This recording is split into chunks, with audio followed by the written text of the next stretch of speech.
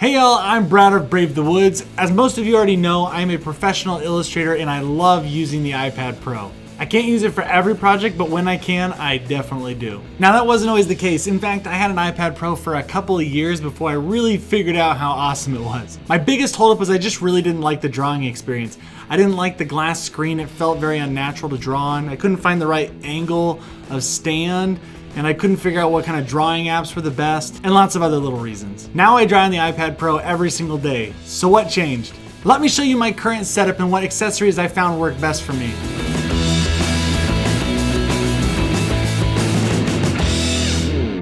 All right, let's start out with my iPad Pro. I have a 2018 third generation with a 12.9 inch screen. That's the largest screen you can get, and I'm really happy that I got it. Because working on here, sometimes I have illustrations that I have a lot of details and I need to kind of zoom out and see it as a whole. It's nicer to have that larger screen. I was coming from a 22-inch Cintiq drawing tablet, which just feels significantly bigger than this, so I thought this was just gonna be too small.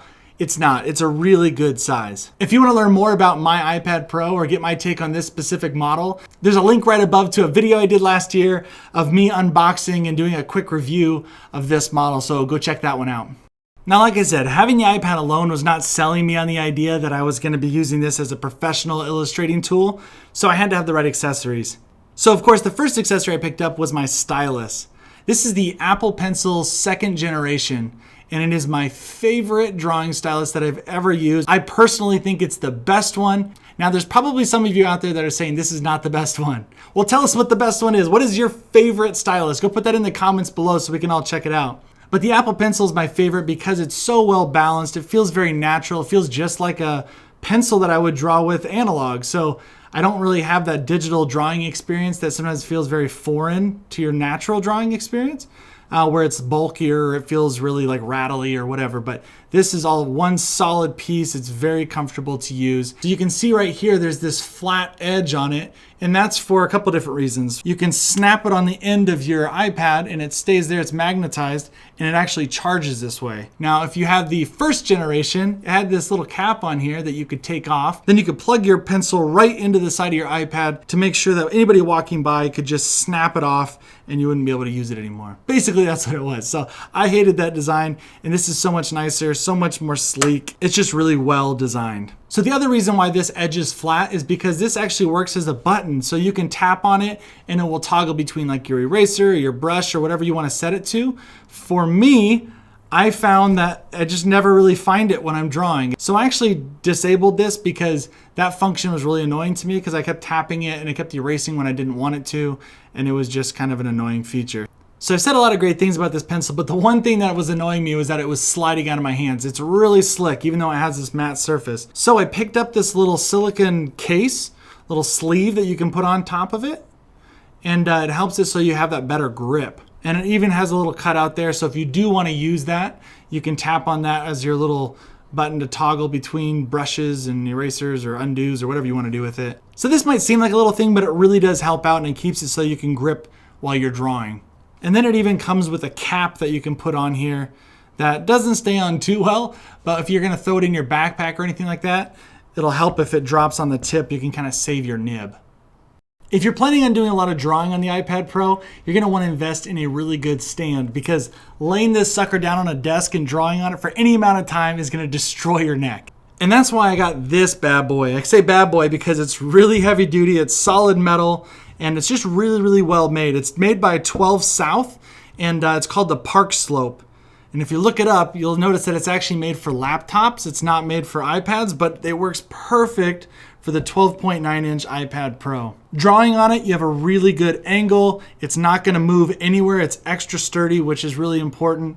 And it's just my staple for my desk. But because this thing's so heavy, you're gonna wanna keep it on your desk. It's not something that's super portable. It's heavy, it's bulky, it doesn't fold down. So I have another solution for that.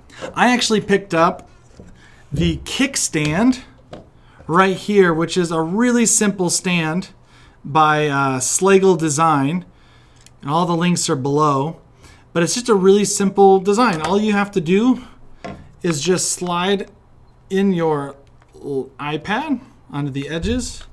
There we go. And then you lay that down, Now it is a little slick on the bottom if you have a slick surface, so you probably have to come up with a solution. But it's great if you're gonna be taking this somewhere. It weighs absolutely nothing. It folds down completely flat, and it's got a great angle on it. Best part too is it has more angles.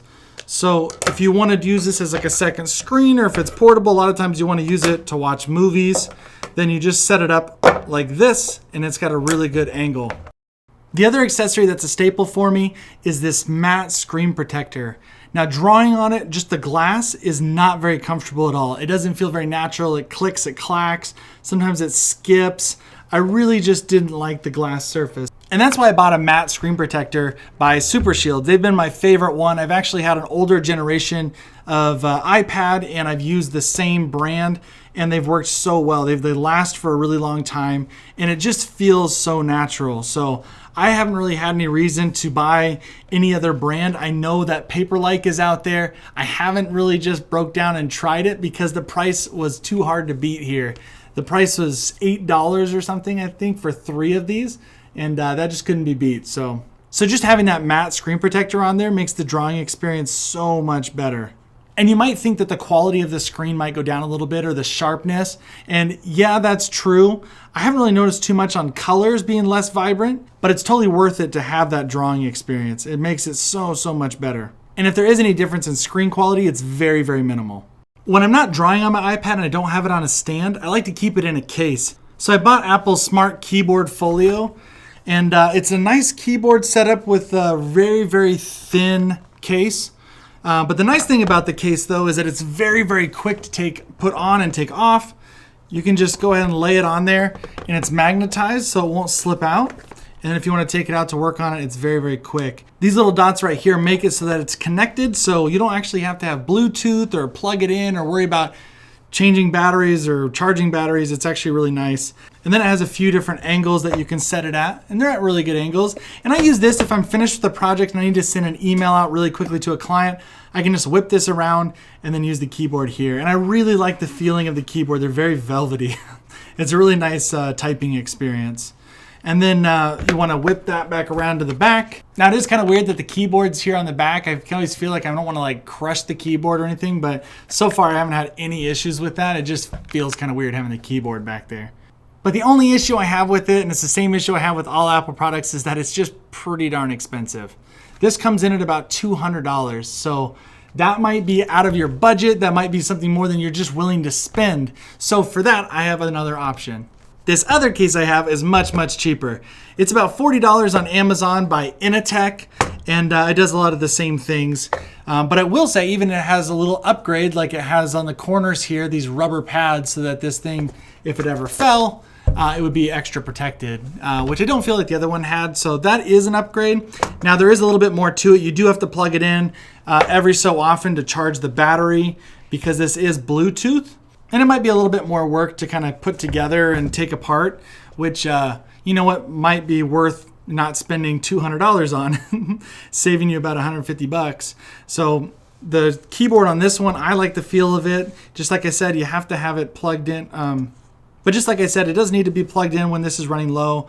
It'll just run off of the Bluetooth, which is easy enough to connect. But yeah, there are cheaper options out there. But I want to know what you guys like as well. So if there's any case that you love for your iPad Pro, can you shoot that below in the comments? That would really help us out and help everybody else who's looking.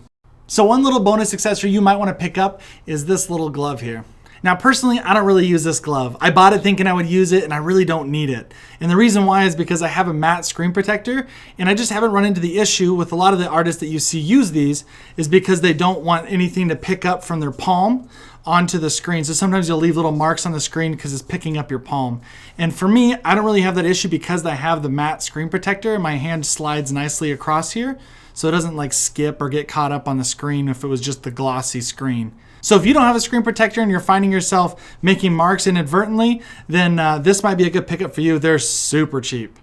All right, so that was my list of tools and accessories for the iPad Pro. And if you're curious about purchasing any of the products that I listed, they're all listed below in the description. But I'm also really curious what you guys use, so go ahead and just put that in the comments below. Any of the accessories that you use, I'm super interested. Thank you guys so much for watching this video. Please subscribe for more videos just like this. And if you enjoyed this one, give it a like, and I will see you guys next time.